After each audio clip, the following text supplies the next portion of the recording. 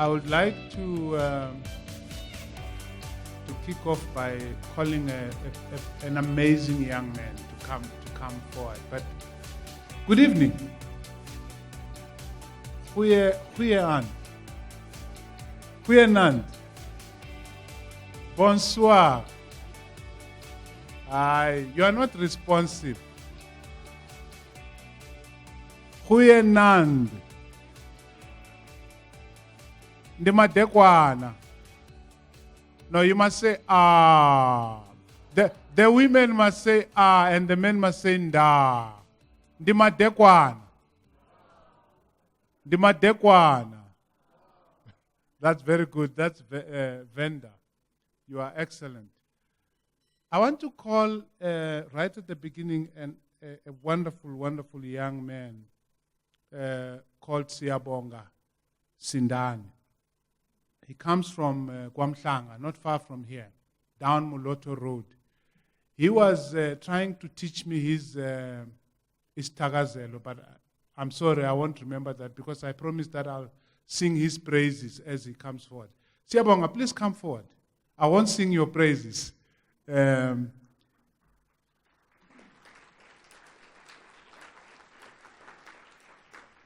He's one of our students studying a BEd, Bachelor of Education. He's doing his second year, and he sings classical music. And I give you Siyabonga Sindani.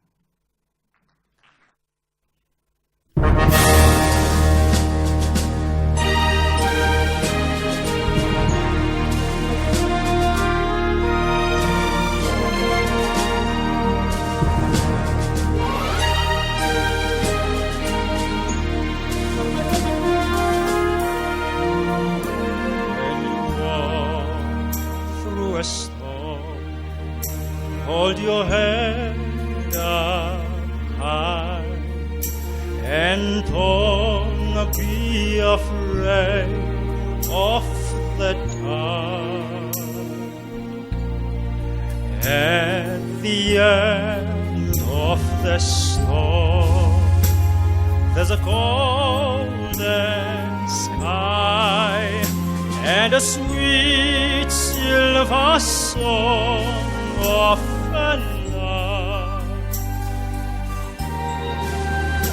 Walk on through the wind, walk on through the rain, though your dreams be tossed and blown.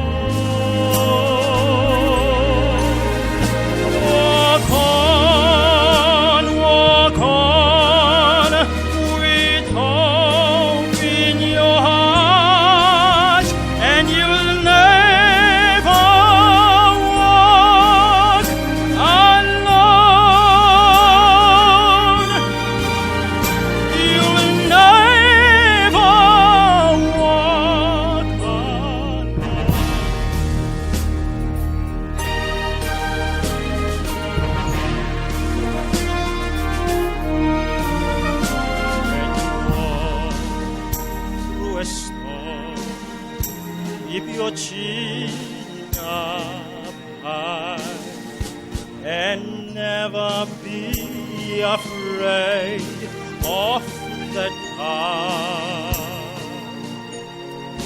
At the end of the storm, there's a golden sky and a sweet silver song of love. Walk on through the wind, walk on through the rain, though your dreams be tossed and blown.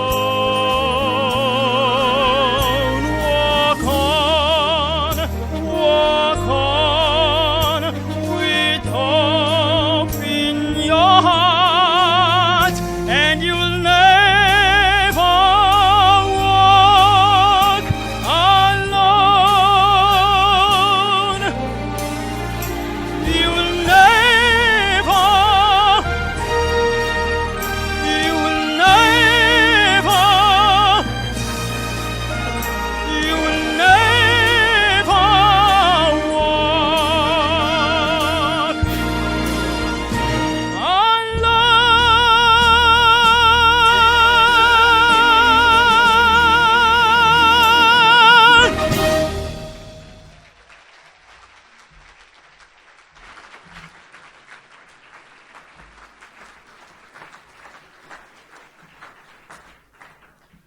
Siyabonga. Siyabonga. Siyabonga means we are thankful. And we are indeed truly thankful. Now I know you are a Liverpool supporter. Thank you very much for that beautiful, beautiful start to our evening. Without much ado, I would like now to invite the Vice-Chancellor and Principal of the University of Pretoria to come and welcome the guests. Please give her a hand.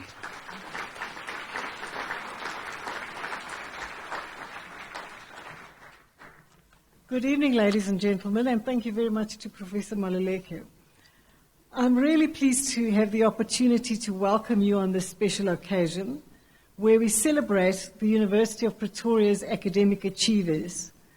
And I'm especially pleased to welcome this evening our guest speaker, Dr. Khotso Mokhele, who I will formally introduce a bit later. Welcome, Dr. Mokhele. I would like to also welcome our Deputy Chairperson of Council, Dr. Piet Botha and Mrs. Botha, members of the University Council, the Chief Executive Officer of the National Research Foundation, Dr. Molapo Kobela, the Executive Directors of the National Research Foundation, members of the University Executive, our faculty deans, our temporary student committee representatives, directors, heads of department, colleagues, and of course our academic achievers and your partners. We are celebrating the academic achievers for the 2016 year. And I'm sure you will agree that 2016 is what I would describe as an unforgettable year for South African universities. Whether you think it was positive or negative, I won't go into, but for me it was unforgettable. What I'm sure most of us will recall are the disruptions due to student protests, which we observed, experienced on an unprecedented scale across the university sector. It was the first time in the history of South African universities that in a single week there was a time when all the universities were closed at the same time. And as I think back, you might recall there was widespread public anxiety about whether the 2016 academic year would be concluded successfully and whether 2017 would in fact bring more protests. Now, thankfully, at least from my perspective, our 2017 year has been free of disruptions up to now. But this does not mean all has returned to former levels of stability. I wish to share with you that on a weekly basis as an executive team we find ourselves dealing with threats of disruption for one reason or another. And as I think beyond the University of Pretoria, just in the past few weeks, there have been several instances of student protests across various university campuses, and very recently on Monday this week at one of the campuses of Wits University. I believe it's fair to say that like the nation in general, our universities are experiencing a general period of volatility and turbulence. Having been confronted from the end of 2015 onwards with so many demands, it has ranged from material issues, real material issues, like how to pay for fees, how to pay for accommodation, to other demands such as requiring seats on tender committees of the university. What's become clear to me, particularly as the leader of the University of Pretoria, that what we must hold steadfast to is our focus on our academic mission, and particularly the principles or the navigational markers that underpin our strategy, our commitment to quality, relevance, diversity, and sustainability. But most importantly of all, we must guard the integrity of our academic project. We must ensure that we continue to have good governance in the university and sound management. We have seen examples in South Africa and across the African continent what happens to universities when you don't or you neglect to guard the integrity of the academic project. Colleagues, in this past week, I have been reading the 2016 audit report of the University of Pretoria, still to serve before our Audit Committee and University Council. But what I was struck by is our external auditors, in their risk assessment report of the University of Pretoria, have identified a number of strengths of our institution. Among others, the quality of the University of Pretoria Council and the rigor of the management and management systems at the University of Pretoria. Hence tonight, I would like to acknowledge the leadership of our University Council, represented here by our Deputy Chair, members of the Standing Committee and members of Council, and to express appreciation for the role you play in upholding high standards of governance at our institution. We have seen what happens when university councils do not or fail to uphold good governance standards. Similarly, I would like to acknowledge the management contribution of the executive team and the senior management team. Again, we've seen many examples of what happens when we fail to adhere to principles of good management. But tonight, it's not about management and governance. Our spotlight is on our academic mission and those responsible for championing academic excellence in all its facets at the university, our teaching and learning, our research, and our community engagement. At Welcoming Day this year, 2017, I was very aware that our parents and the families of our new students came into the university quite concerned about what the 2017 year would bring. And I recall on that occasion when I spoke to them, I pointed out that while we have many great experts among our academic staff, namely you in the room this evening, several of whom are A-rated, deemed world leaders in their field, on that occasion, we were not in a position with 100% certainty to answer what I encountered as the most frequently answered question, whether we will have stability in the 2017 year. Simply because none of us have mastered the art of telling the future. But I did point out that all the horizons for 2017 for South Africa did point to more turbulence and volatility across the nation, and indeed we've seen that. But what I was able to do and assure them with absolute certainty is of our total commitment to the academic success of our students at the very highest level of quality.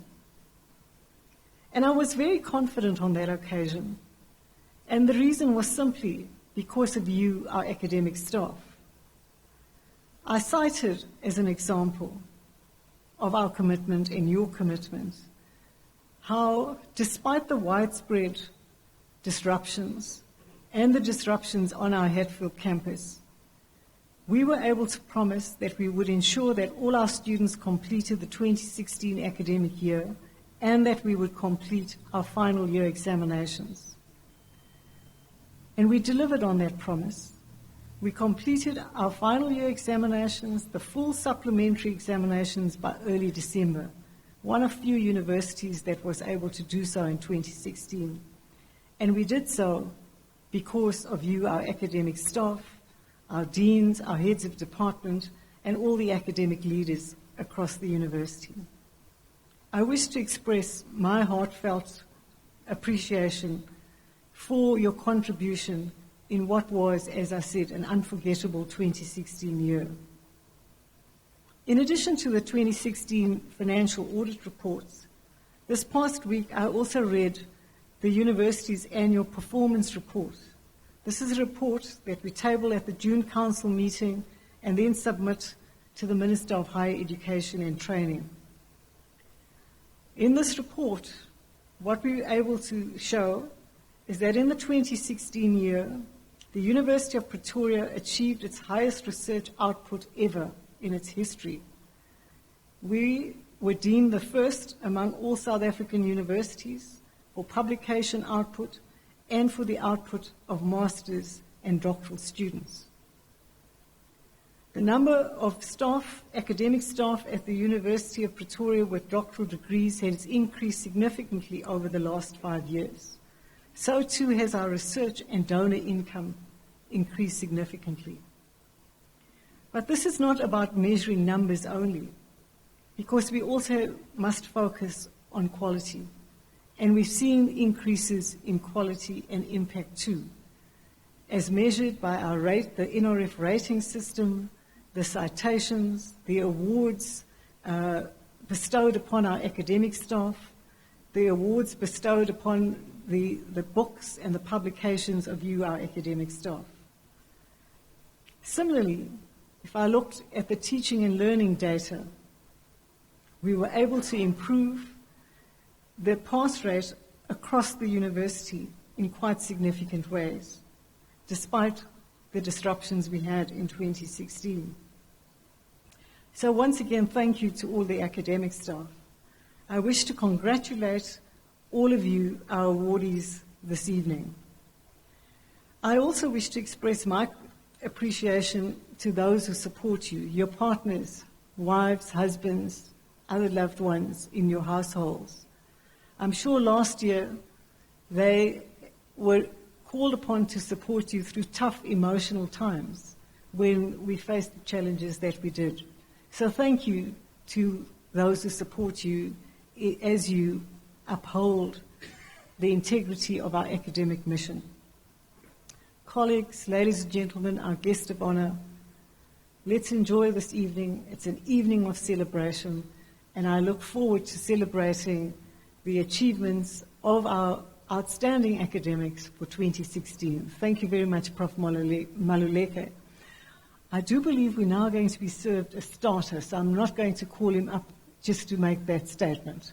So you may relax, Program Director. A starter will be served, after which I will come back onto the stage to introduce our guest speaker, Dr. Khotso Mbokhele. Please enjoy your starter. Thank you. Thank you very much. I trust you've enjoyed your starter.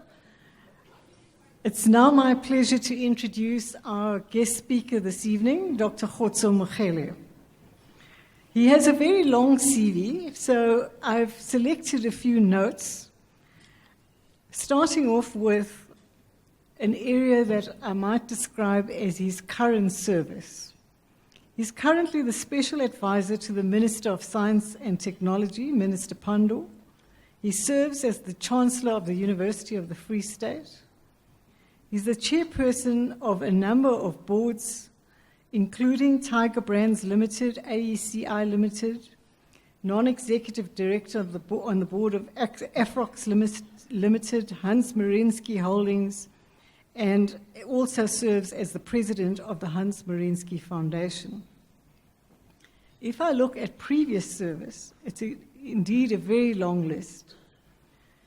But I think he's most well known to most of us in the room as he served as president or CEO, as it's now called, of the Foundation of Research Development, the old FRD, from 92 to 99. He was the founding president of the National Research Foundation, 99 to 2006. He was the founding president of the Academy of Science of South Africa. He served on numerous structures that advised several ministers over the years, including in higher education. I did mention science and technology, but also covering the broad area of human capital development and skills development. For example, he served as chairperson of the National Skills Authority. He was the convener of the Council on Higher Education Task Force on Academic Freedom, Institutional Autonomy and Public Accountability. He served on a number of other CHE task teams, which I won't mention this evening. He represented South Africa on the executive board of UNESCO between 1997 and 2001. International roles, there have been many, including Vice President Scientific Planning and Review of the International Council for Science, known to most of us as ICSU. He has served UNESCO in various capacities, in structuring, for example, the Caribbean region, assisting them with structuring their research, science, technology, and innovation systems. And very importantly, he's currently facilitating the merger between ICSU and the International Social Sciences Council, which is due to happen in October this year. I currently serve on the ICSU board, and when it came to the question of who should we get to facilitate the process, it was unanimous, and this is an international board, that Dr. Mkhele would be the best person to do so. And I can tell you that he's doing so in a way that is engendering huge respect internationally.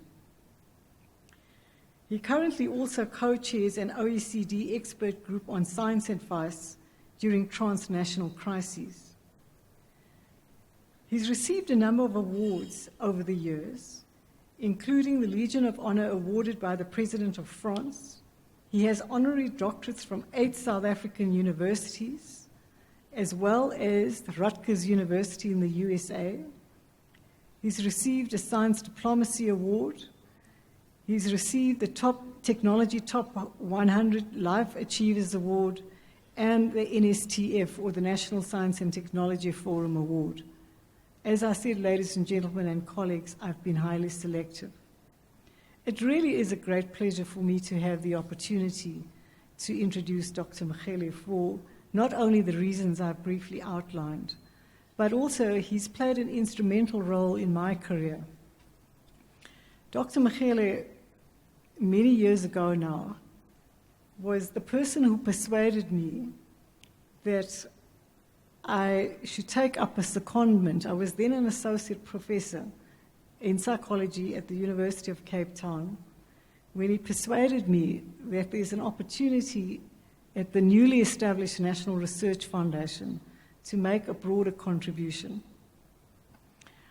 I then served at the NRF during the time when he was its president, and it was the time where I learned enormously about executive leadership, from the PFMA to a whole host of strategic issues around science, higher education, and technology, not only in South Africa, but I had the opportunity to learn about the international landscape in SET.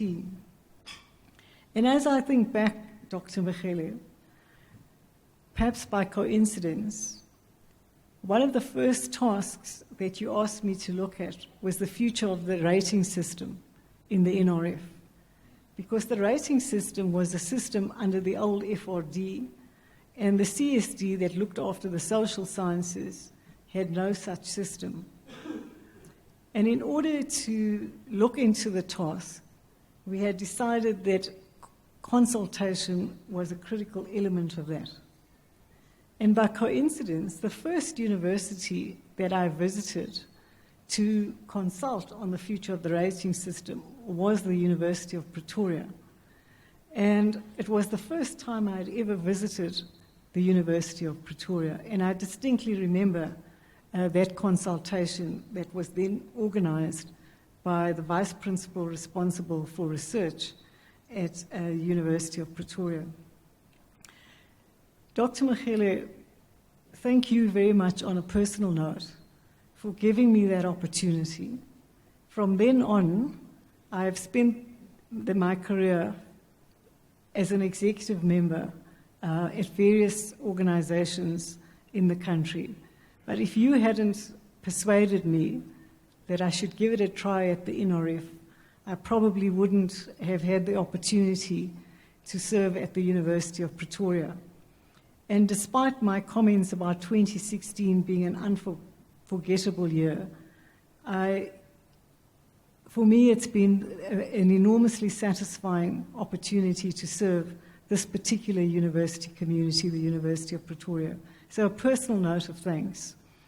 As you know, I tried to persuade you to be our guest speaker at this occasion many times, and it took my colleague, Professor Maluleke, to finally get you here. And I'm really delighted to introduce you and to have the opportunity to listen and learn from you once again. To my colleagues in the executive team, I should confess that my style of leadership was learned entirely by observing Dr. Mogele, who didn't let up on a single issue. And I recall particularly an occasion where I was asked to present to the NRF board with Dr. Molapo Kobela. And Dr. Mogele called me into his office and he said, "Tell me what you're going to tell the board."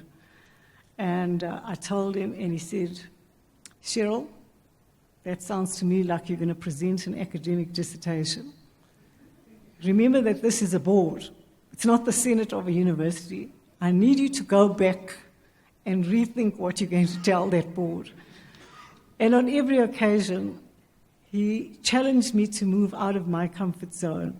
And in that process, I learned enormously, and I am enormously grateful, Dr. Mogele. So thank you for finally accepting our invitation, and we look forward to listening and learning from your vast experience, both nationally and internationally. I welcome you to the podium.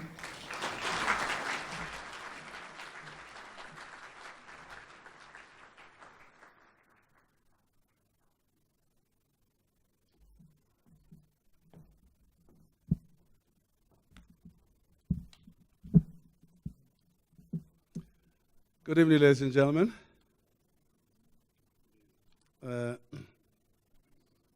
Cheryl did indicate that she was talking rather selectively. Let me tell you where she was also selective. She did not share with you the second time I tried to recruit her. So the first time I successfully recruited her and she came in, and I can tell you without Cheryl as part of that team, the NRF would have turned out differently from what it turned out to be. And then a certain Njabulo Ndebele decides that there's a better role for Cheryl to play at UCT. And my best efforts to say to her no failed, and off she went to UCT.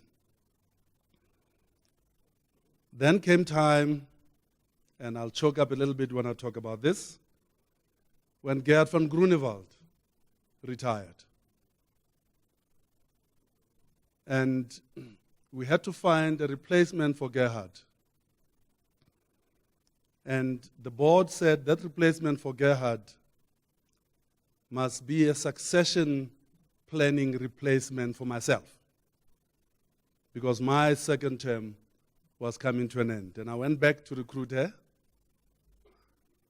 and I almost got her, almost the second time. It didn't work. And Dr. Kobela is here, so I'm going to say very kind things about your predecessors.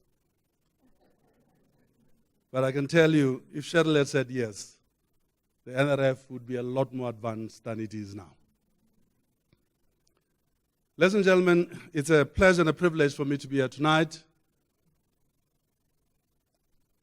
But it's a bit of a sad day for me,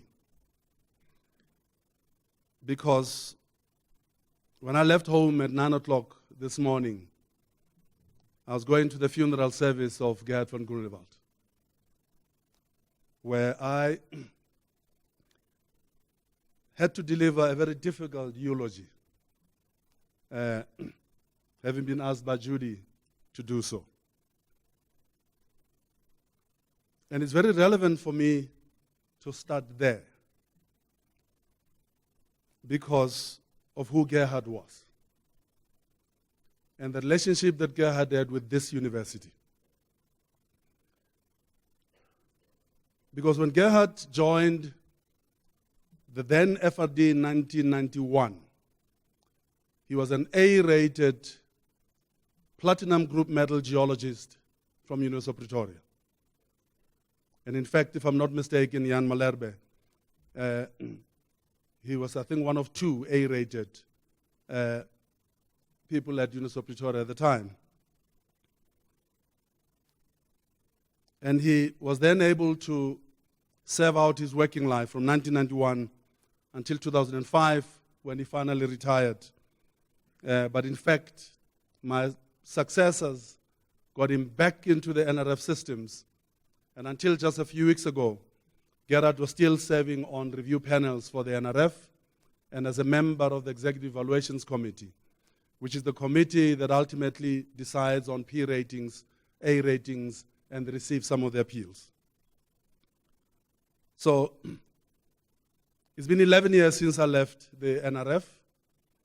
And when I left, I was invited by several universities to go share with them my experiences of the 14 years that I spent at the FRD and later the NRF. And I said no to almost all of them, except a certain Deputy Vice-Chancellor Research at UCT, Professor Cheryl de la Rey, invited me and I couldn't say no to Cheryl. And I walked away from it all. I even left Pretoria to go live in Johannesburg. I didn't want to bump into people at supermarkets and stuff like that and talk about what I was doing at the NRF and what was happening after I left. I'd been there for 14 years. I'd given it my all. And as a young Mosotho man at the time, I did what a young man does when he leaves the village. You pick up a stone, you spit on it, you throw it over your shoulder, and you don't see where it lands because you'll never again come back. When I left for real. I didn't want to be one of these old people that stays in committees for 200 years, saying the same thing every time he's in that committee. I wanted to go do different things. And I wanted to spare the system of my tired old ideas, because all the ideas that I could ever come up with, I had 14 years to come up with those ideas. And I had nothing left to contribute. That's why, Cheryl, even these speeches, I was so reluctant to accept the invitations to come and speak here because I'm spent out. All I can do is to rehash stuff that I said 20 years ago. Why do I want to say it again? When Miles Davis was confronted, the jazz saxophonist, as to why he kept on changing the musical form that he played, when he moved from bebop to smooth jazz to what is now fusion. And he says, why should I play it again? I recorded it. You can go buy the record and listen to it. I'm going to play new music with young people. And I didn't want to burden the system with my tired old ideas. And so I left. Until Minister Derek Hanekom brought me back into the system as his advisor when he was Minister of Science and Technology. And the first time I went into a room with some of the colleagues in this room as advisor to Minister Hanekom, as they walked in, I knew exactly what they were going to say because they'd been saying it for 30 years. And they did not disappoint. This is when a system ossifies because people don't want to move over and let younger people come in and bring new and fresh ideas. But here I am. You're going to listen to my tired old ideas for the next 10 minutes or so. It's relevant that this morning I paid tribute to Gerhard von Grunewald, Mr. Excellence himself, as an A-rated geologist. I seem to be giving lots of eulogies these days because about 3-4 weeks ago, I was in Bloemfontein, my hometown, paying eulogy to a certain gentleman. Those of you who are football lovers, football fans, would know him as the white-headed Mr. Petrus Molemela, who was the owner of Bloemfontein Celtic. He was a neighbor of my parents. I've known him for as long as I've known myself. And it is relevant to invoke that eulogy here today because he was the person, not my father, not my mother, who spoke to me about excellence as a boy growing up. There was no sewage system in Bloemfontein at the time.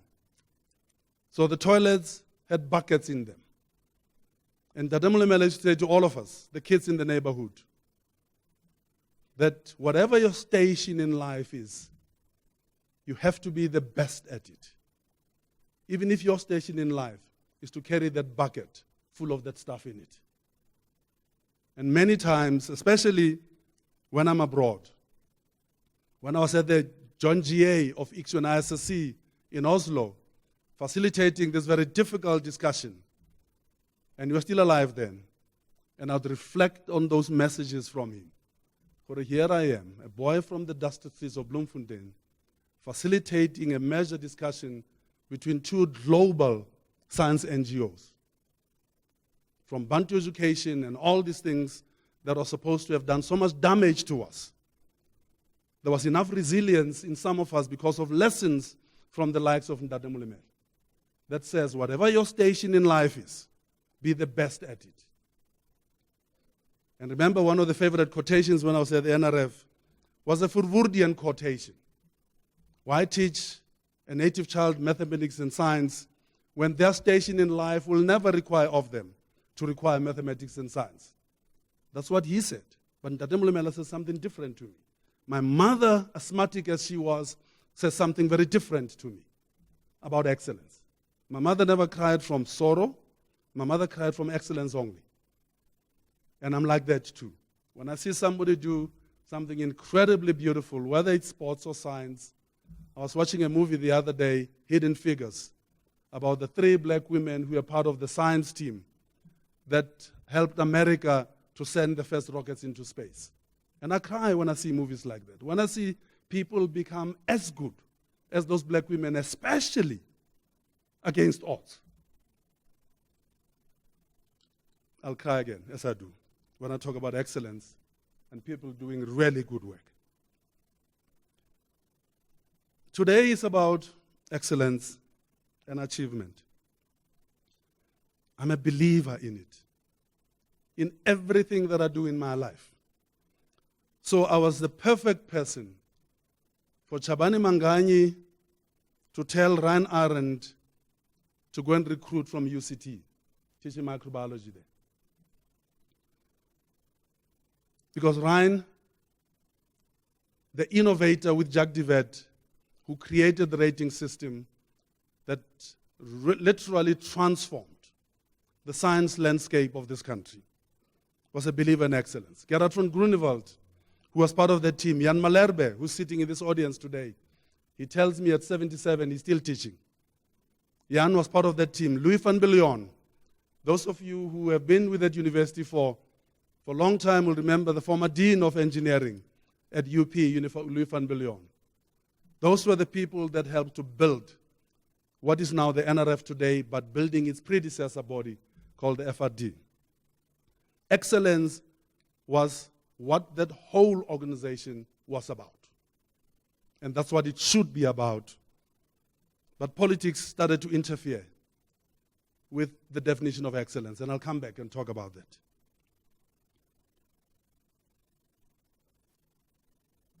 When the first results of the rating systems were announced, about 1984-85, University of Pretoria, University of Stellenbosch, University of the Free State, and the Rand Afrikaans University came close to taking the FRD to court for implementing a system that benefits English-speaking universities because they can afford to recruit from abroad. And Afrikaans language universities could not. Karol Reinecke, who later became the Vice-Chancellor of University of Potchefstroom, as it was called then, used to recall a story as the only rated person biochemist at University of Potchefstroom, standing up in the Senate meeting and challenging the Senate and the then Vice-Chancellor, Professor Chart van der Walt. Those of you who don't remember him, he was the administrator of Buputatswana when Eugene Terreblanche and his troops marched into Mafikeng. And he challenged Uniso Potchefstroom and said, how come there's only one from here, from that university? And Judge van der Waal said to him, wat jy navorsing wil doen, jy moet na die WNNR gaan. Because that's not what this institution is about. We are for good Christian higher education, and research is not part of the mission of this institution. When I asked Gerhard what it felt like to be B and then A rated at UP, he says it was a very lonely place to be. Ran Arendt used to tell stories about how at Stellenbosch, when he was teaching organic chemistry there, his colleagues used to skinner about him, that his love life must have been absolutely miserable, because how else could he explain that he's always in the labs in the evenings and on weekends? This is what the landscape was, ladies and gentlemen, until Chris Garbers, Arendt, and Jacques Divet chose to become very bold and created a unique system in the world. Nowhere in the world is this system applied of rating. And controversial when it started. English language universities did incredibly well. And those universities that, after deciding not to take their FD to court, decided that if you can beat them, join them. And today, Cheryl shared with you where University of Pretoria stands in the hierarchy of institutions. This situation, ladies and gentlemen, is only 30, 35 years old. It never used to be like this. So let us not take for granted, when you look at the snapshot of research in universities in this country today, don't take for granted that it was like this 40 years ago, because it was not. 40 years ago, even at WITS, even at UCT, even at Rhodes and University of Natal, I'm not talking about Tefloop and Forte and Zululand, where I was taught inorganic chemistry by a professor, a doctor with a PhD, who could not explain what three-dimensional means. And he had a PhD in chemistry. I'm not even talking about those. That system that transformed the higher education landscape in this country so fundamentally has been challenged by many. I said to Professor Nkomo as I came in that her A rating in economic sciences, she must thank me for it. Because Vasu and them at the HSRC tried their damnedest to prevent the system from being applied when the NRF was created across the disciplines. Why did I fight so hard? And when many were saying, now there's a black person at the head of the NRF, so order is going to be restored. The systems and processes that unfairly advantage white people over black people will come to an end. Because one of us is now sitting as the head of the NRF. And I'd go to Forte and Zululand and Tefloop and Western Cape and Durban Westville, University of Botswana, University of the Transkei, and that's what I would hear. And I would say to my colleagues and my comrades that what I see coming towards us, as the new politics start to settle in, excellence might just be one of the casualties of the new dispensation. Excellence in sports, excellence in rugby, excellence in cricket, excellence in science, excellence in just being human. But the science enterprise is different. And the excellence of it has got to be protected and defended. But let's also not be ahistorical in our appreciation of this excellence. And I'm saying this, and Charles van Onselen is sitting in front of me. So I know that I'm in trouble now, because I'm pretending to be historical. When Chris Gabas-Ryan and Jacques Divet created this system, there's a 2-page document that I hope everybody in this country can actually read. Typed, there were no computers then, so it was typed on a typewriter. Kind of shabbily typed, I must say.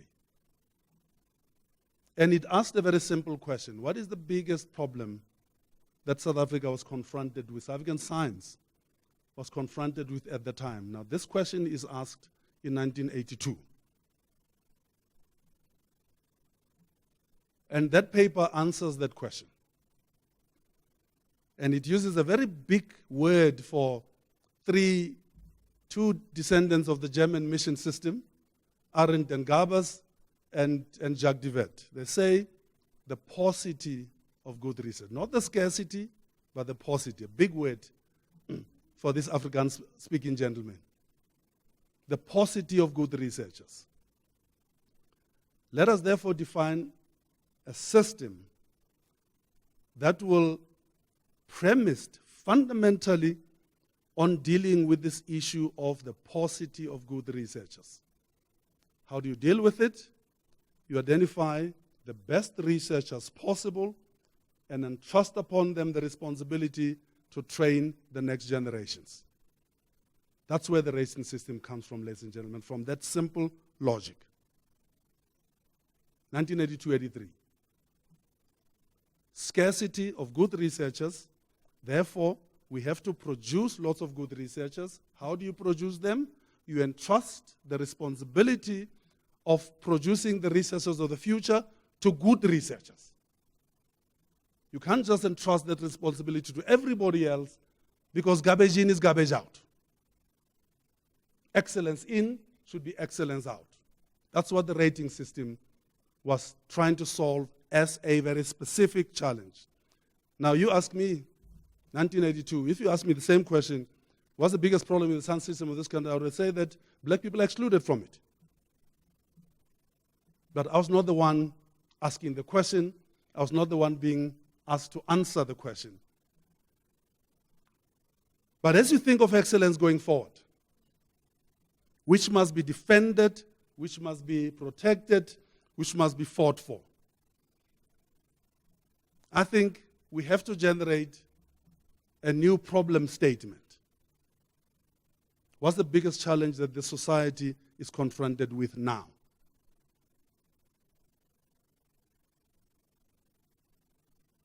Now, when you answer that question today, in the South Africa of 2017, you don't have the luxury of the reductionism that Arendt and Divet had in 1982.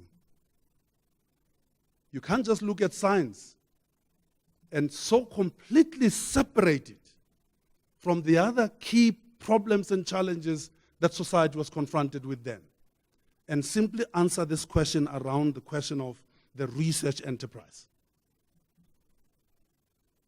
So, as today, would I defend the rating system as I did when we were creating the NRF, Cheryl?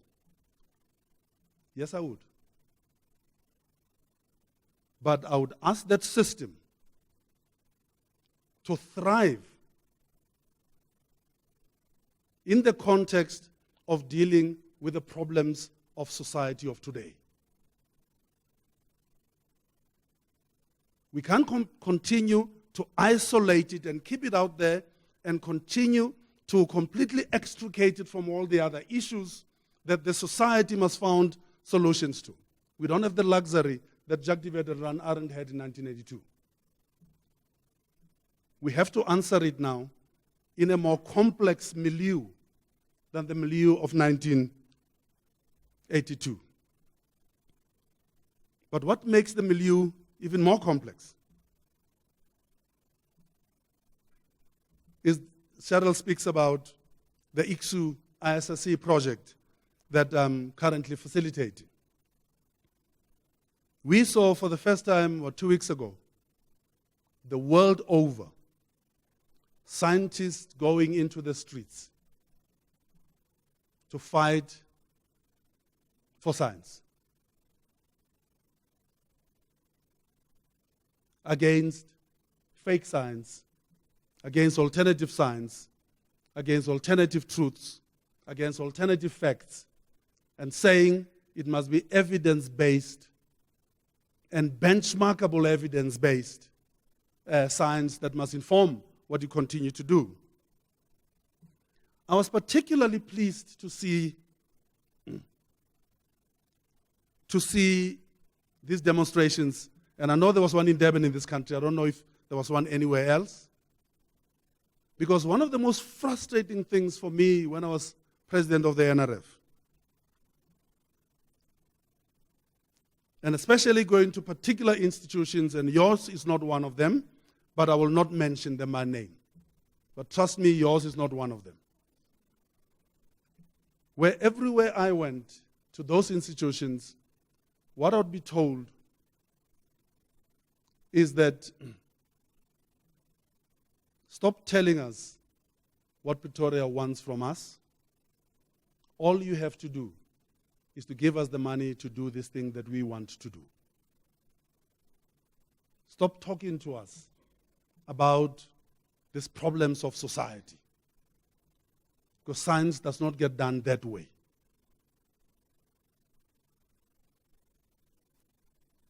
And I would challenge back, me being me, I would never roll over. And cells, tell me which research project is conceived of without wanting to find a solution. Which solution will not benefit humankind? Whether it's self-initiated or not, tell me which one is that. Because we see those applications coming to the NRF, and all of them are premised of wanting to do something about the human condition. And seeing the scientists out there in the streets is what your new reality is, ladies and gentlemen. In the new politique of this world, unless you go out there in the streets yourselves and stop thinking that is the duty of the minister and the director general and the advisors to the minister, it is equally your duty to make sure that the national politique hears you out. You have to interlocute with the national politique. You have to interlocute with the Pan-African politique. You have to interlocute with the global politique. Those days are gone, where you think life owes you because you chose this discipline, economics, geology, mathematics, philosophy, microbiology, and therefore society owes you. It never had. It never did. Oh, and go back to Isaac Newton, if you want to.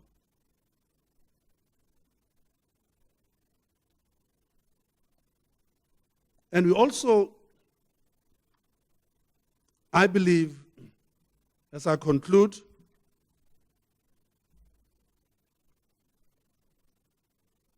have to say something that I said when Mike Wingfield invited me late last year to talk to the FABI annual function. This incredible democracy, with all its challenges, that so many of us are so proud of and so hopeful for, is very vulnerable. It's very vulnerable. And in fact, I recently reminded myself that this great Pan-African Kwame Nkrumah, who became the prime minister, the chief minister, I think, in 1951, until independence in 1957, ignominiously left his position when he was in Cornea and there was a military coup in Ghana in 1966.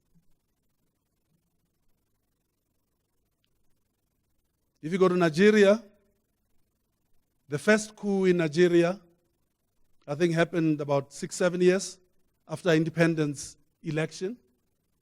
And the second one happened 9 months later. That brought Gowon in to rule Nigeria. If you go to Zimbabwe, Zimbabwe was doing fantastically well. Until the equivalent conference in Zimbabwe post-independence to the Polokwane conference of the ANC. That conference was 15 years after Polokwane was in 2007. The equivalent ZANU-PF Congress to Polokwane. That's where the land seizure issue started.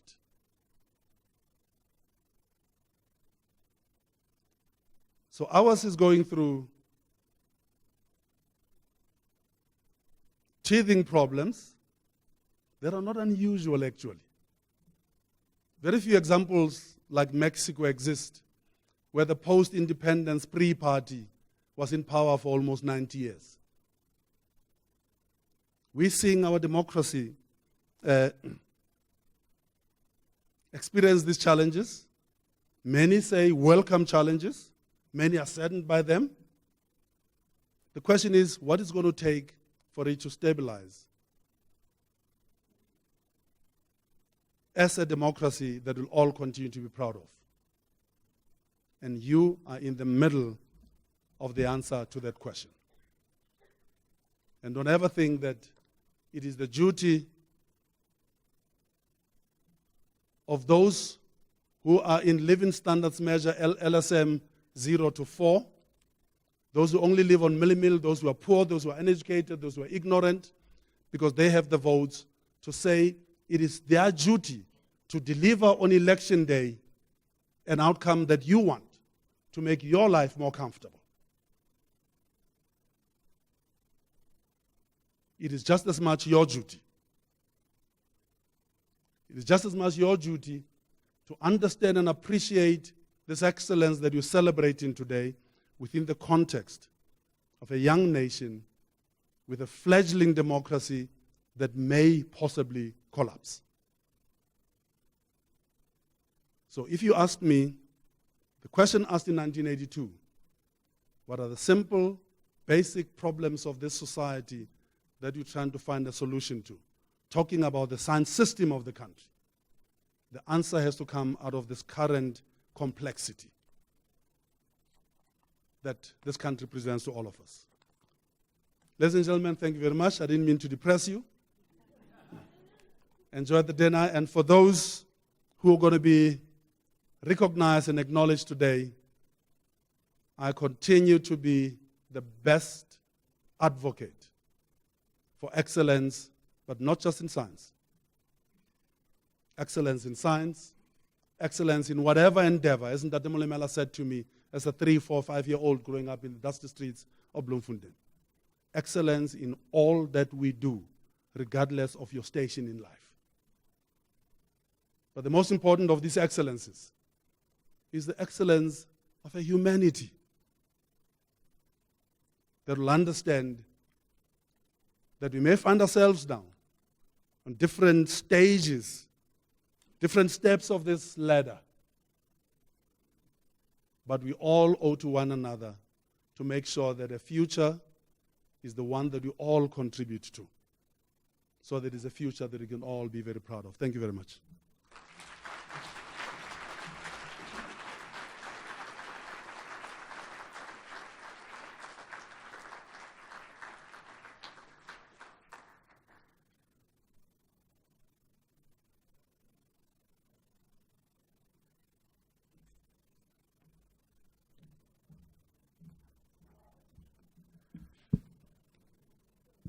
I have a gift for Dr. Mokhele, which I'm going to hand to him. But I just want to say, while he takes a breather, that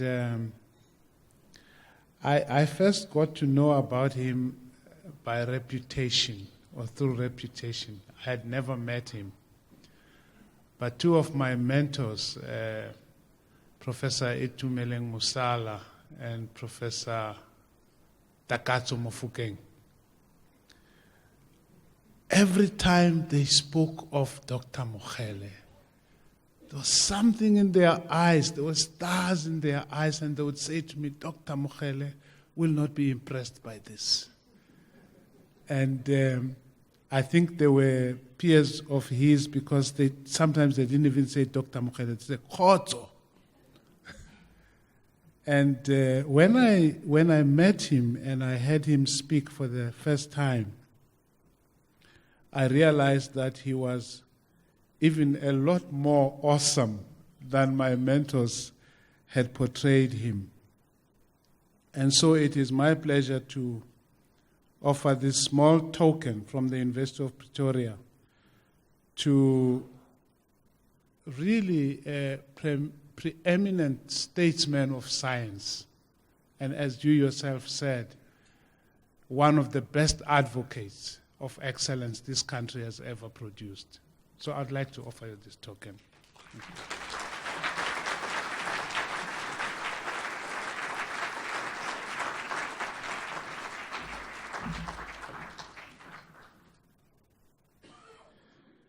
We now want to move on to the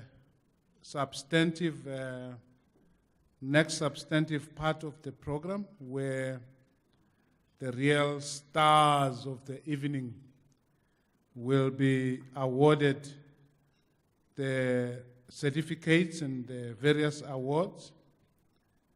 We will start with a block of awards that include the Chancellors Award, Vice-Chancellor's Book Award, Exceptional Academic Achievers Awards, Young Researchers Award, Supervisor, Teaching Excellence Laureate, as well as the Community Engagement Award. We'll start with that before we move on to the rated researchers.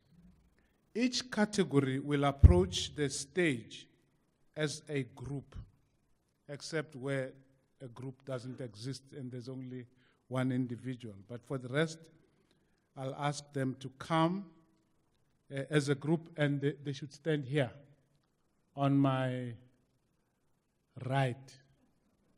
I have to decide. You know how I tell which is my right and which is I have a scar here.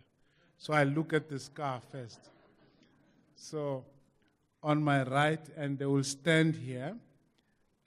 Once the entire group is assembled here, then we will call the recipients out by name individually, and they will ascend the stage. Each recipient will stand. If you look carefully here, you'll see there are two little X's. The first one is for the recipient. The second one is for the person who will be handing over the certificate. Now, let's see who doesn't stand where they are supposed to stand. And then the thing to do is to walk with swagger. Huh? You must, if you want.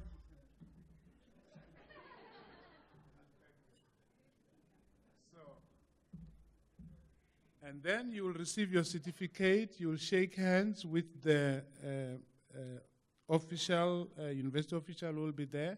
And then you'll face the camera, smile, and take a picture. And then be gone so that we can call the next person. And that's how the proceedings will go. So I now want to call on Professor Norman Duncan, Vice Principal Academic, who, in the absence of Professor Nkuhlu, Wiseman Nkuhlu, the Chancellor of the University, will hand out the Chancellor's Award to Professor Tanya Hanekom. Could Professor Tanya Hanekom also just come? So long. Thank you.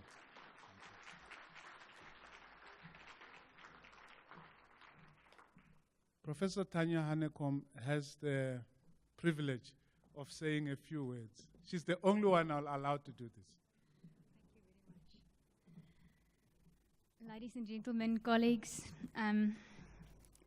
standing here tonight, I feel a little insignificant because I realize that I'm a very small gear in a very big machine.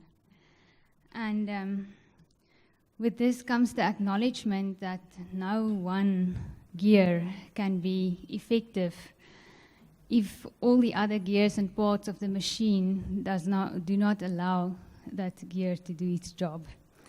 So this award is dedicated to every fellow gear at the university that does not strip when the machine is loaded and keeps on turning even when it's tough. Teaching is not for the faint of heart. So a special word of thanks to my family, specifically my husband, colleague, and best friend, Johan. We make a formidable team. To my mum, who is also known as the granny nanny, and our 3 children who has to navigate a home with 2 engineering professors. Thanks to every colleague also that makes working at Tux an adventure, and to the Creator God for equipping us with the means to serve our fellow man. Thank you.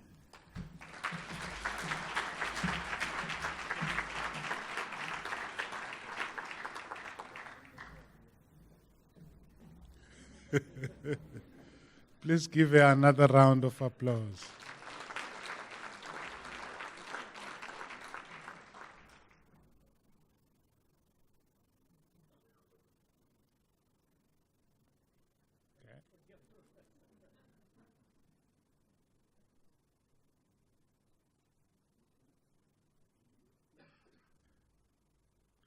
Thank you very much. Professor Duncan, just stay there. Don't move. I'm going now to ask Professor Laureate to come.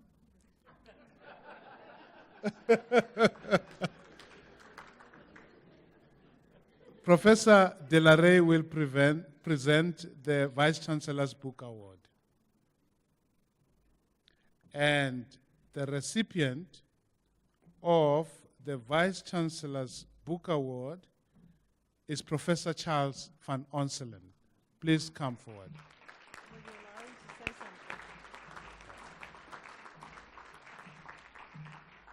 Prof, I also want to give you a few words if you want to say something. Right.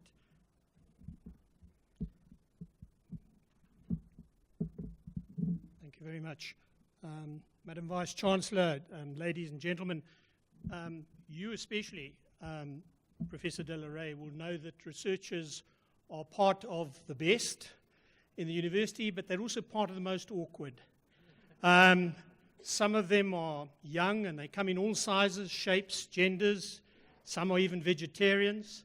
And they're a complex brand. And some of them need nurturing and they need protection and they need to go to workshops and conferences, and they trouble you a lot for money. They can absorb money faster than a state-owned enterprise. Others of them are old and crusty, and they're probably best left alone to just get on with what they do. And I fall into that category, and I wish to thank you and your predecessors for giving me the intellectual space and time to pursue my passion. I'm an extremely happy researcher at the University of Pretoria, and I have been indulged not only by you and your predecessors, but by a set of wonderful directors at the Center for the Advancement of Scholarship. Robin Crew has always known that it's best never to speak to me and to let me be. And I think Professor Goody is increasingly becoming of the same school. And I want to thank them for the liberty that they've given me in pursuing what is a passion. And I can think of no finer place to practice my profession than the University of Pretoria. I'm deeply honored by your award, and thank you.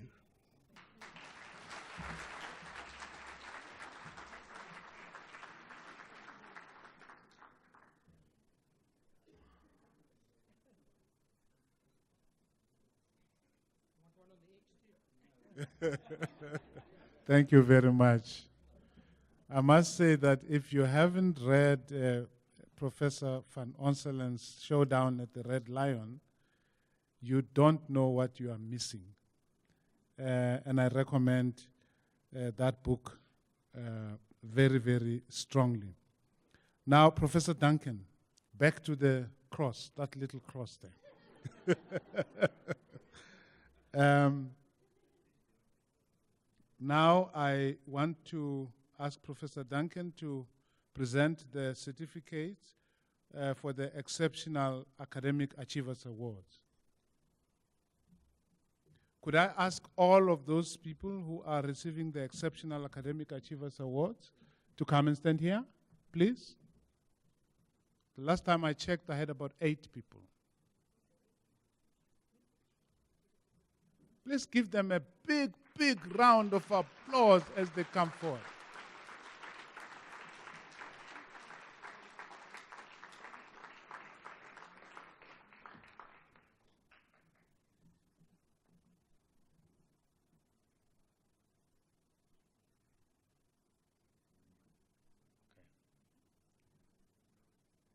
All right. I'm not going to wait for the pretty picture. I'll continue. Professor Rumen Angelov, how do I say it? Angelov. Angelov.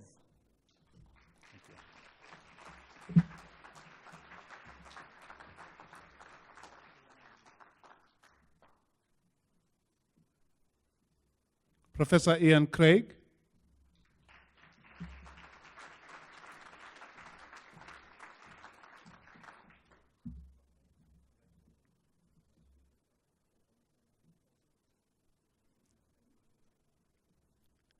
Professor Joshua Meyer.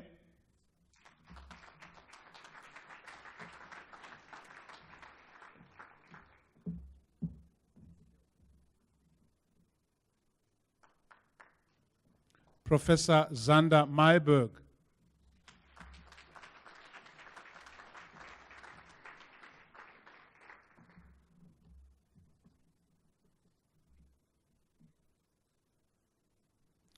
Professor Yolanda Roux.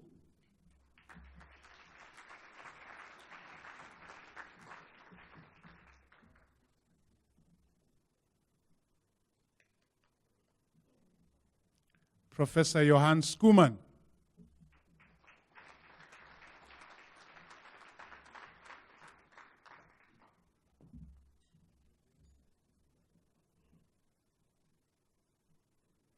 Professor Fanus Venter.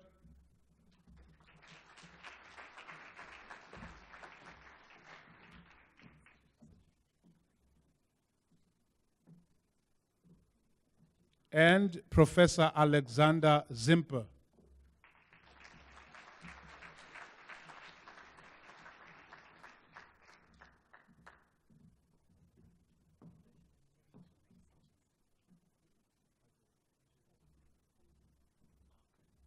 There are 2 who were not able to be here, Professor Duncan. Both of them are not here. These are the new. Okay, thank you. I now call on the exceptional young researchers. I have 2. Can they come forward? Dr. Coutier and Dr. Martina Kroll. Please give them a big round of applause.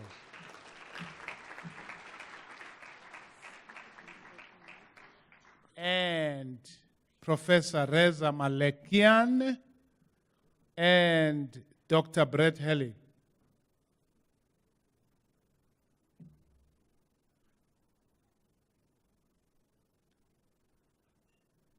You can see he's moving with swagger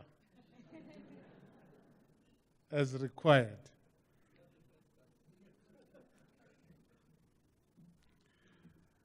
I start with Dr. Vinette Coutier.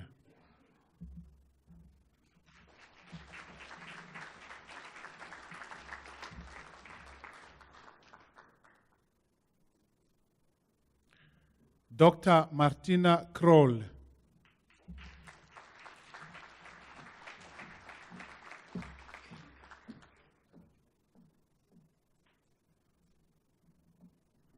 Dr. Brett Hurley.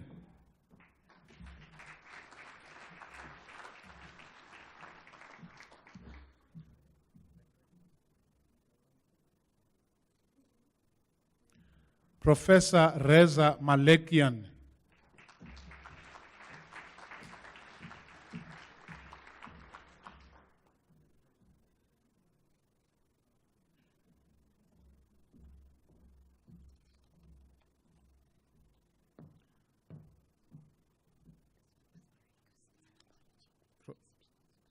This would have been for, or is, for the Exceptional Supervisor Award. Professor Nigel Bennett is unable to be with us tonight. Professor Duncan, I give it to you anyway.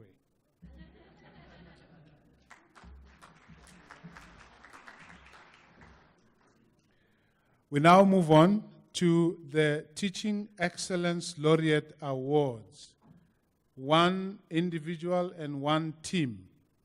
Can they all come together and be on this side? The whole team and that one individual. I start with Professor Ernst Wolf.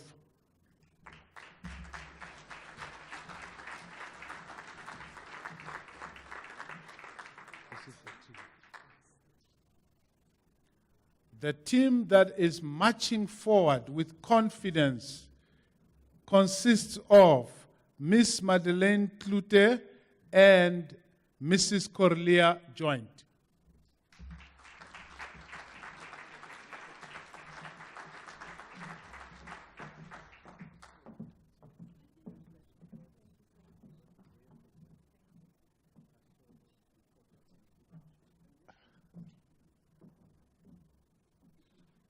Looks like a powerful team.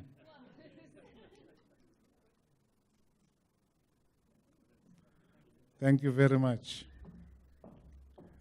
And now I want to invite Mr. Markoff van Dijk to come and receive the Community Engagement Award.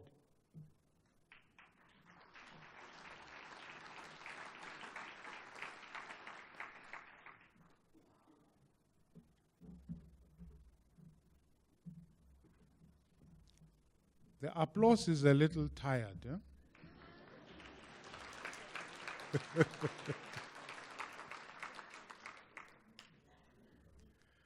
Thank you very much. As you noted, some of the recipients a few of them were not able to be with us. In fact, I didn't read out all of them, but they've all sent their apologies. Professor Duncan, thank you very much.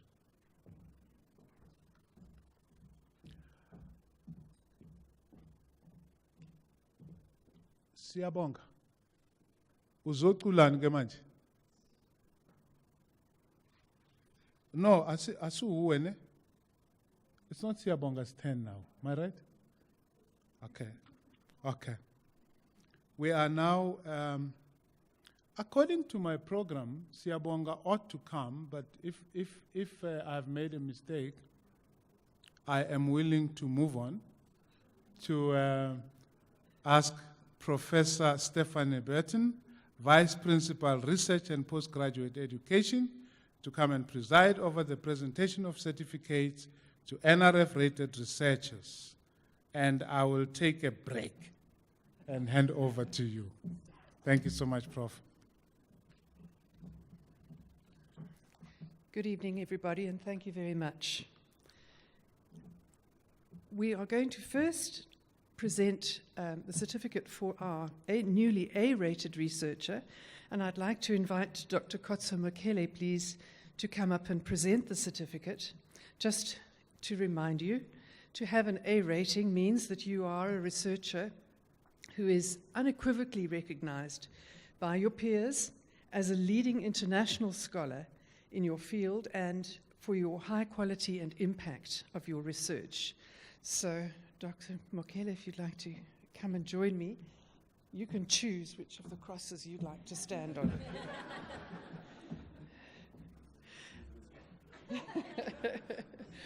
And I'd like to ask Professor Stella Nkoma, please, to come and receive her certificate.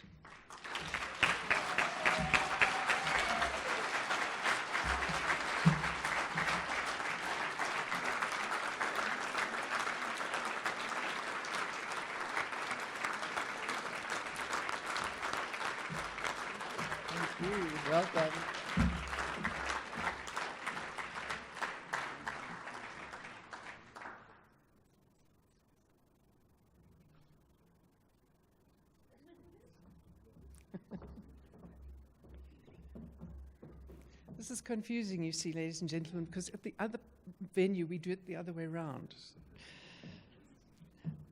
I'd like now, please, to ask Dr. Malapo Kobela, the CEO of the National Research Foundation, to come and join me on the platform to present the certificates for the other newly rated NRF researchers.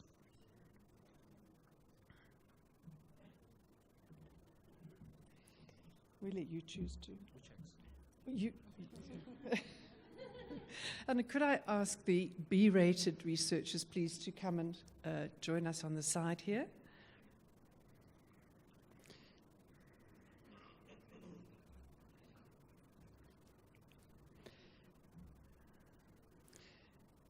We don't necessarily have them all here, ladies and gentlemen, but there are 20 newly B-rated researchers, and they are researchers who enjoy international recognition by their peers for the high quality and impact of their recent research outputs. They've all been primed to wait for a photograph. Okay, so we'll start. The first one is Professor Charles Fombat.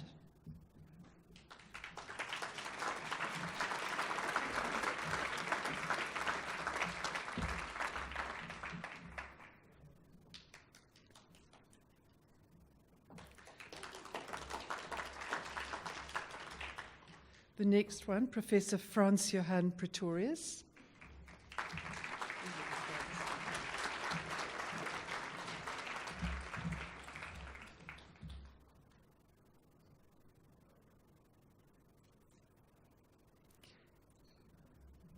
Professor Atihiro Alpha.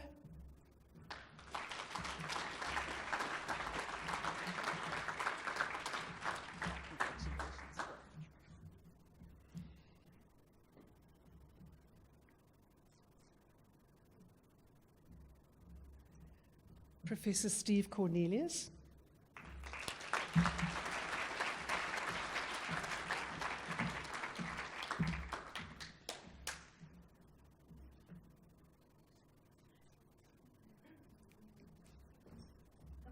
Professor Ian Craig. Not here? Looks as if he maybe isn't here. Some of our, oh, he's this. We'll wait. Your swagger, yes. Oh, sorry.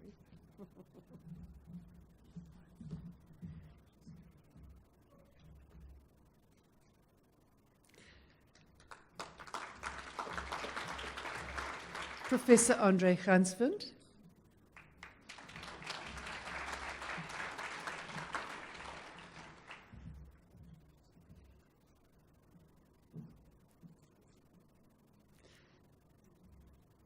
Professor Anita Michelle.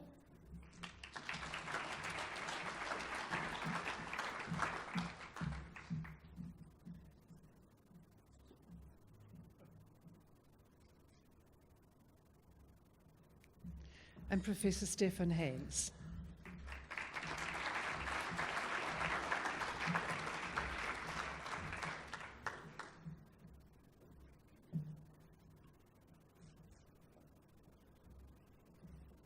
Let's give them all a round of applause.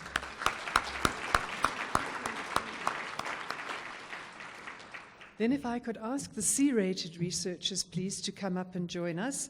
There are no less than 50 recipients this year. I don't think they're quite all here, but there is a big pile.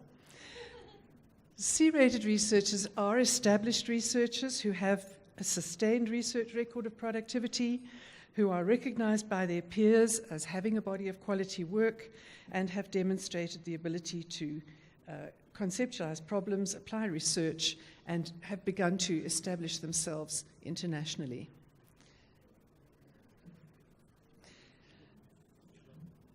The first of our C1 rated researchers is Professor Margaret Chika Mabugu. Sorry. Thank you.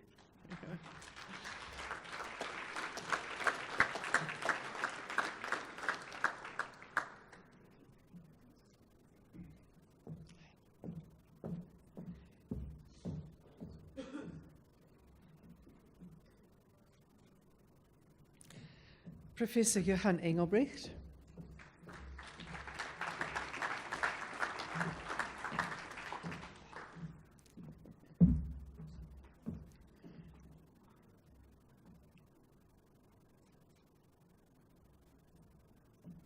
Professor Paul Sumner.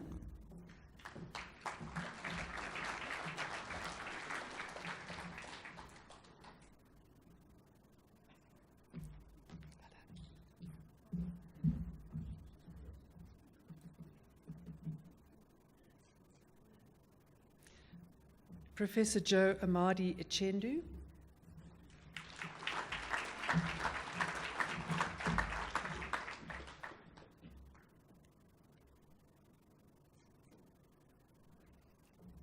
Professor Paulette Bloomer.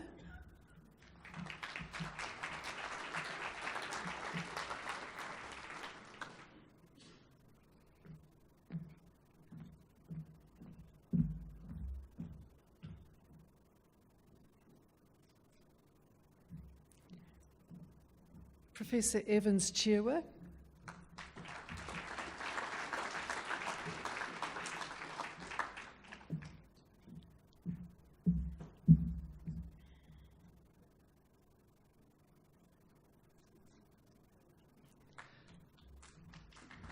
Professor Paxi Chirwa.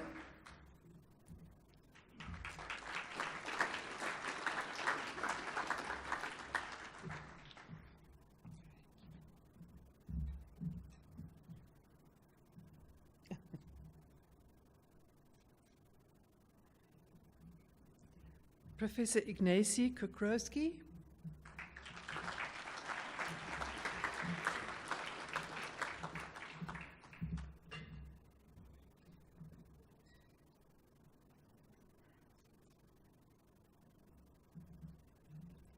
Professor Karina de Villiers.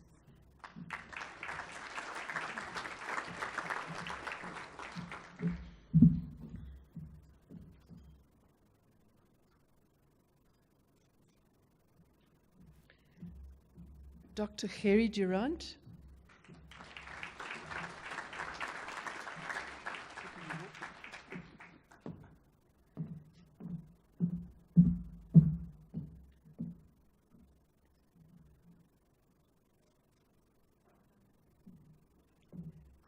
Professor Elsa Dutoy.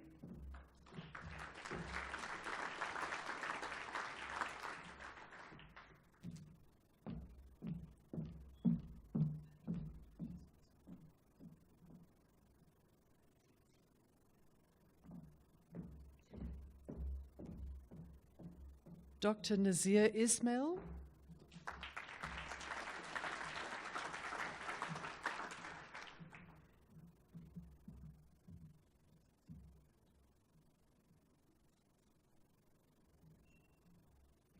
Professor Johan Joubert.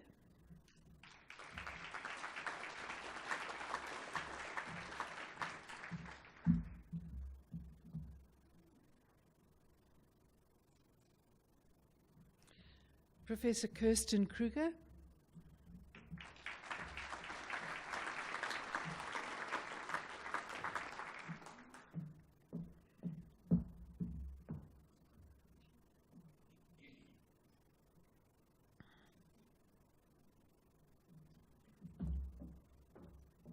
Professor Yuri Leroux.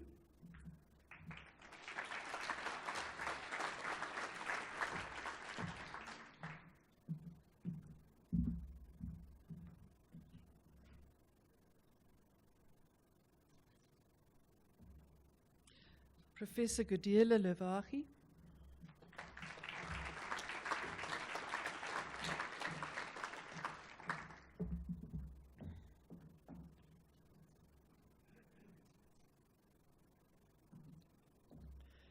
Dr. Heike Luterman.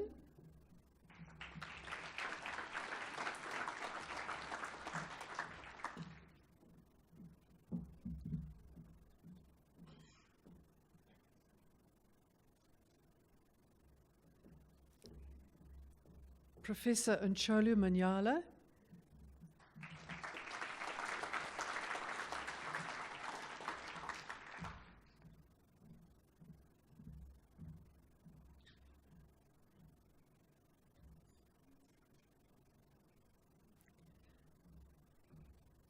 Professor Zitha Makamani.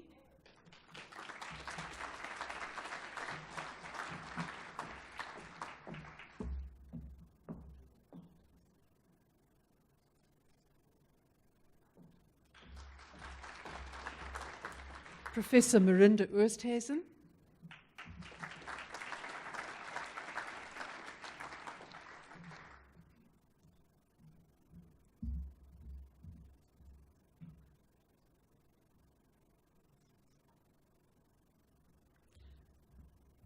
Professor Paul Rearder.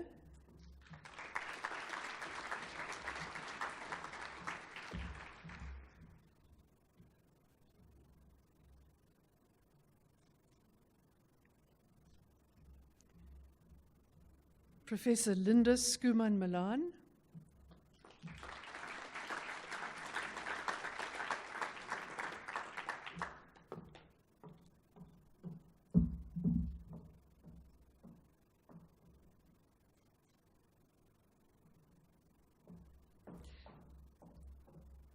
Professor Mohsen Sharifpour.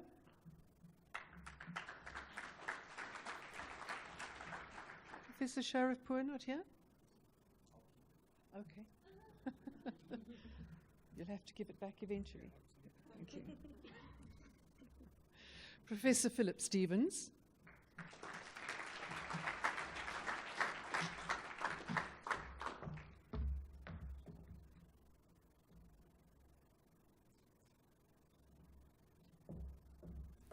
Dr. Janet Taylor.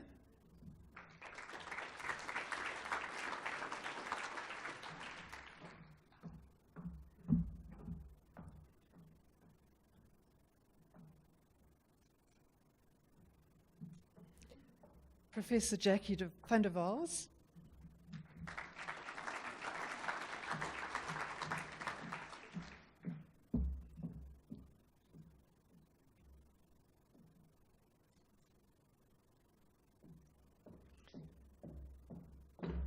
Professor Willie van Heerden.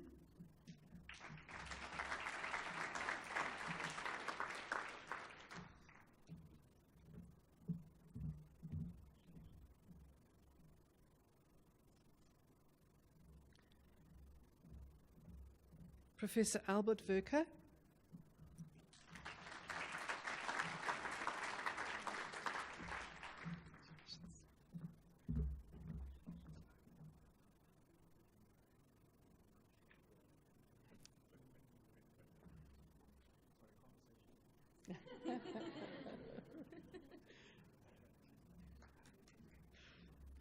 Professor Christian Bezuidenhout.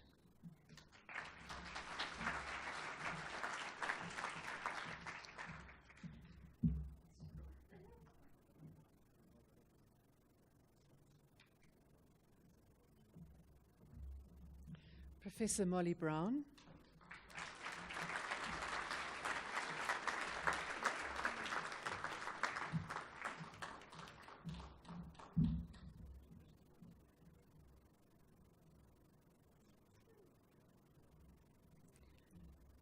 Dr. Skulk Human.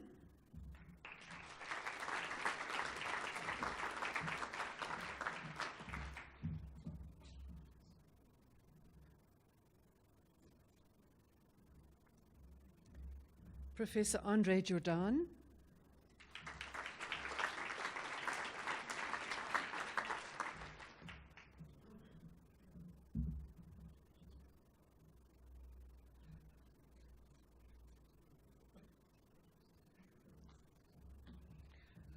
Professor Jan Malherbe.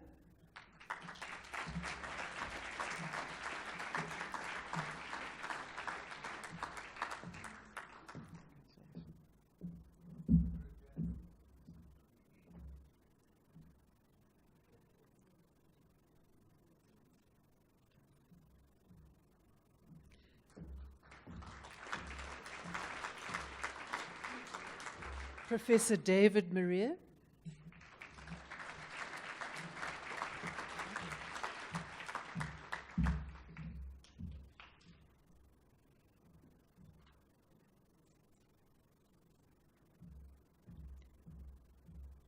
Professor Pierre Mostert.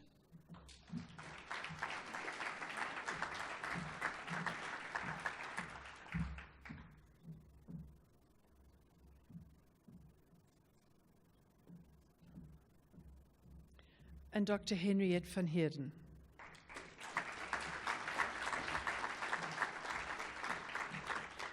Oh.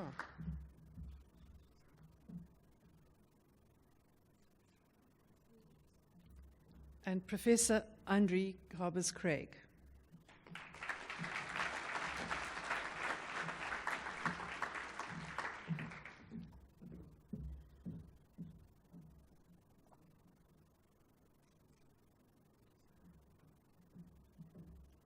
And let's give them all a round of applause.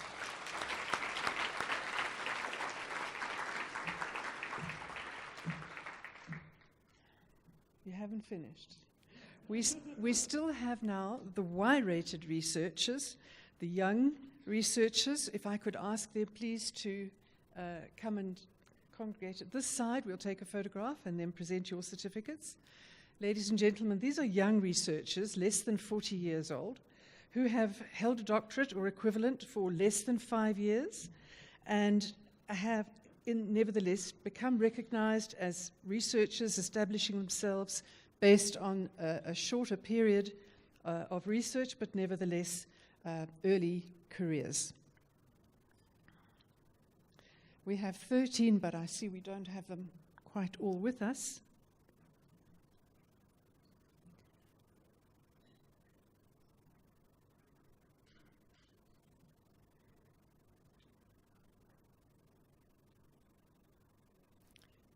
May I say that we have some Y1 rated researchers this year.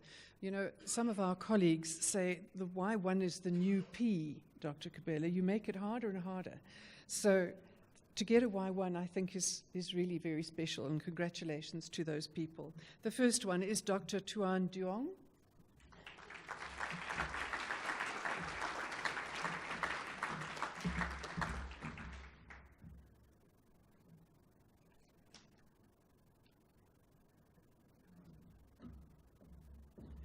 Dr. Rula Nglesi Lotz. Is she not here? No? Dr. Chart Kruger.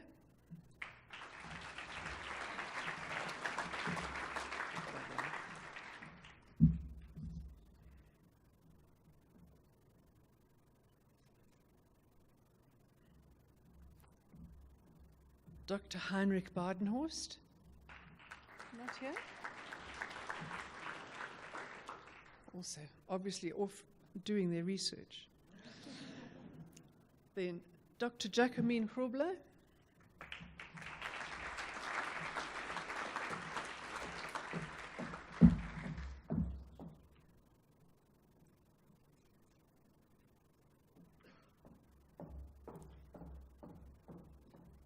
Dr. Irda Kikianti.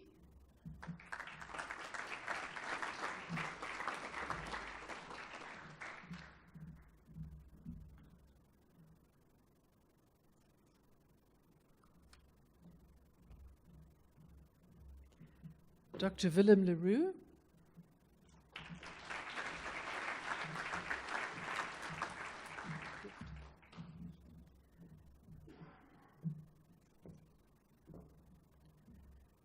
And Dr. Ndukiyaki Ndlovu.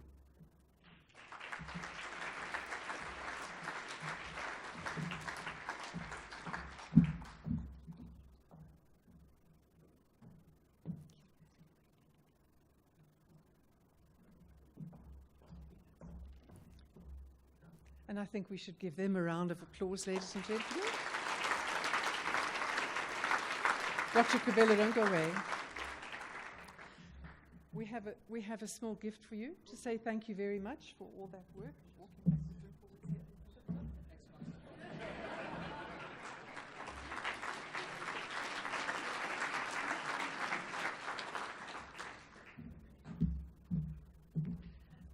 Thank you very much. Professor Maluleki, are you here? It's your turn again.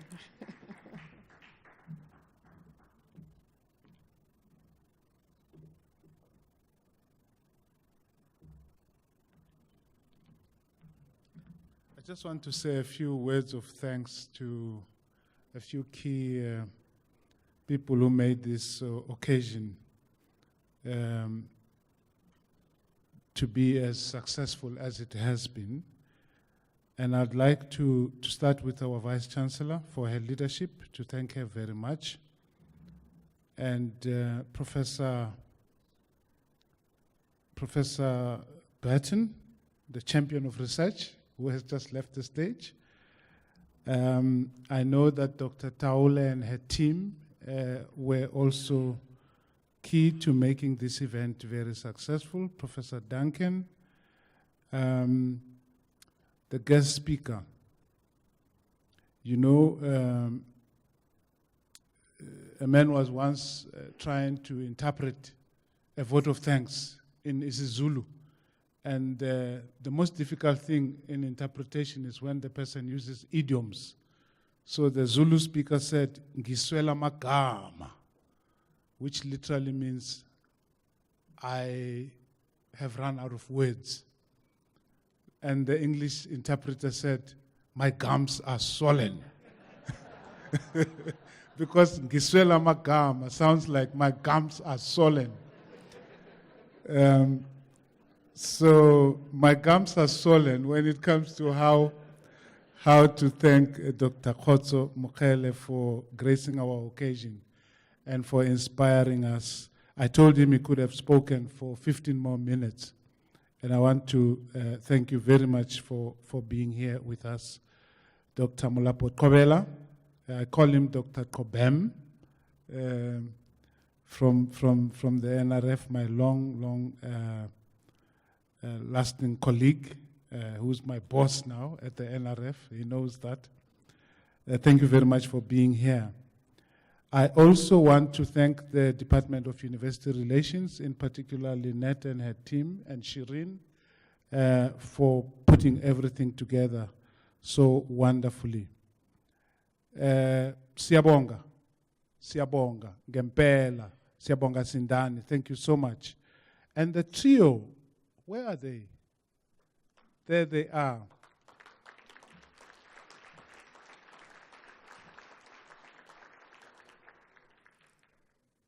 Songha Choi.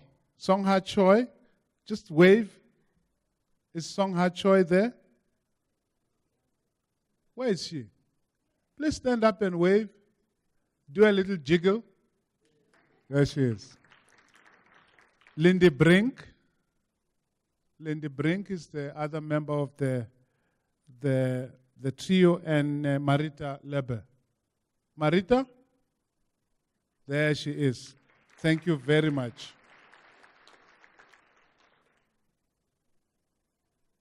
I know that I may have forgotten many, many important people, but the most important person that I need to thank are, of course, the awardees themselves, without whom this day would not have been possible. Could we give them one last resounding applause? Thank you. Thank you. And of course, the most important person to thank is myself. Please give me a big round of applause.